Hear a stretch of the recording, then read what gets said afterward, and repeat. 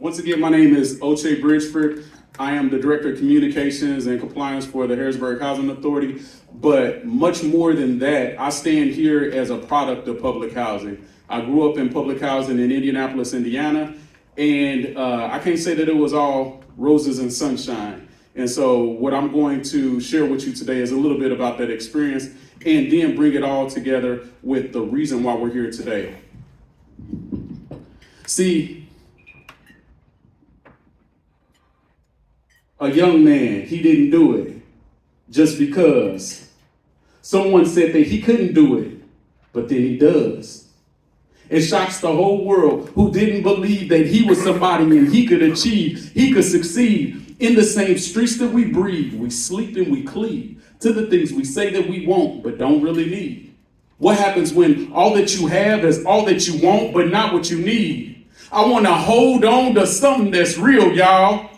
I want to hold on to something that's real. I want to hold on to something that's real, y'all. I want to hold on to something that's real. If I had a dime for every single time they joan, I would have enough to pay the mortgage on a home. No house we own, we rent to make ends meet. Had to get a loan to pay the bills for the week. But some days of the week, we had no food to eat. When everybody sleep, I sneak to get a treat. But some days of the week, we had no food to eat. When everybody is asleep, I sneak to get a treat. But some days of the week, we had no food to eat. I said, when everybody is asleep, I sneak to get a treat. But some days of the week, we had no food to eat. Though the fridge was slim, it kept me humble in the flesh.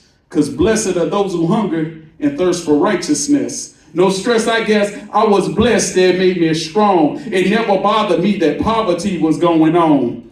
God, he still provided, and it told me that in Psalms, you ain't got to have money to be one of God's own. Never was the richest, nor the wisest, nor the dopest. Always was the ugly one, the dumbest, and the brokest. I rose above my status when my friends started to notice that Oche got something we ain't got, even though he the poet. Flipped the situation around and then it exploded. See, money ain't the answer to everything, and you know it. Freshman year, my buddies was walking while I was rolling. My Illmobile ain't nothing compared to what they were showing. They both the tightest gear. Their pockets were always swollen. They kept the honeys tripping off all the money they blowing. We kept the conversation to minimum when we're rolling. I'm gonna get some help on that petrol or y'all ain't going. $4 ain't no money on that tank, y'all.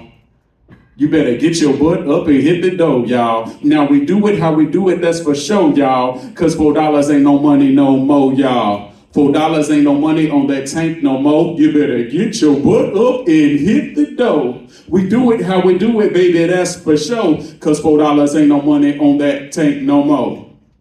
When I was 10 years old, as a young person living in public housing, I was recruited for a character development program in partnership with our local housing authority. And when they did their intake interview, I didn't even remember this occurrence, but I was just invited back to Indianapolis to speak. And one of the interviewers told me that when we sat with you as a 10-year-old young man, and we asked you, where do you see yourself 10 years from now? I said, dead.